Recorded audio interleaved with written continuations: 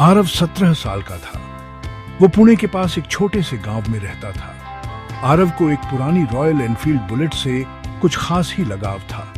ये बुलेट उसके पापा की थी और इससे कई यादें जुड़ी हुई थी। भले ही वो थोड़ी जंग लगी और पुरानी सी दिखती थी, आरव को उसकी छुपी हुई ताकत दिखती थी। वो पुरानी मोटरसाइकिल धूल भरे शेड में धीरज से इंतजार कर रही थी। आरव रोज उससे मिलने जाता, धूल साफ करता और क्रोम को चमकाता था। उसे उससे एक गहरा जुड़ाव महसूस होता था, जैसे कोई पुराना दोस्त हो। आरव अक्सर उस बुलेट को चलाने के सपने देखता था। उसे इंजन की वो खास धक धक आवाज जैसे सुनाई ही दे जाती थी। वो सोचता था कि ठंडी हवा उसके चेहरे से टकराकर गुजर रही है। गांव की घुमावदार सड़कों पर उसे चलाना उसकी शामों को उम्मीद से भर देता था। एक शाम कुछ अलग सी थी। सूरज ढल रहा था, आसमान में प्यारे रंग भर रहा था। आरव अपनी प्यारी बुलेट के साथ शेड में था। उसके पापा अंदर आए। उनके हाथ में बुलेट की चाबियां थीं।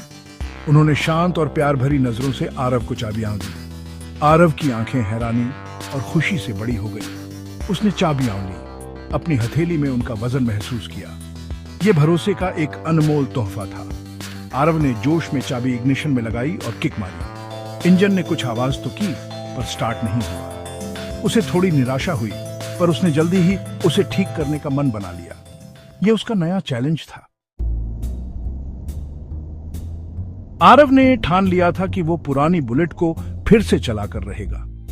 उसने खुद से वादा किया कि वो उसे हमेशा के लिए सोता हुआ नहीं रहने देगा। उसने इंजन के बारे में सीखना शुरू किया, गांव के मैकेनिक से सलाह ली। आरव को एक पुराना वर्कशॉप मैनुअल मिला और उसने उसे ध्यान से पढ़ा। उसने अपने फोन पर वीडियोस देखे, स्पार्क प्लग, इंजन ऑयल और पिस्टन के बारे में सीखा। उसके हाथ तेल से चिकने और काले हो गए। वो शेड में घंटों बिताता, कभी कभी फ्रस्ट्रेट भी हो जाता था, लेकिन छोटी छोटी सफलताओं ने उसकी उम्मीद जगाए रखी। उसके पापा चुपचाप उसे देखते रहते, अपने मेहनती बेटे पर गर्व महसूस करते। हफ्ते बीत गए और वो शेड आरव का वर्कशॉप बन गया। उसने हर पार्ट को बड़े ध्यान से साफ किया और घिसे पिटे हिस्सों को बदल दिया। हर गुजरते दिन के साथ आरव का इरादा और मजबूत होता गया। आखिरकार वो खास दोपहर आ ही गई।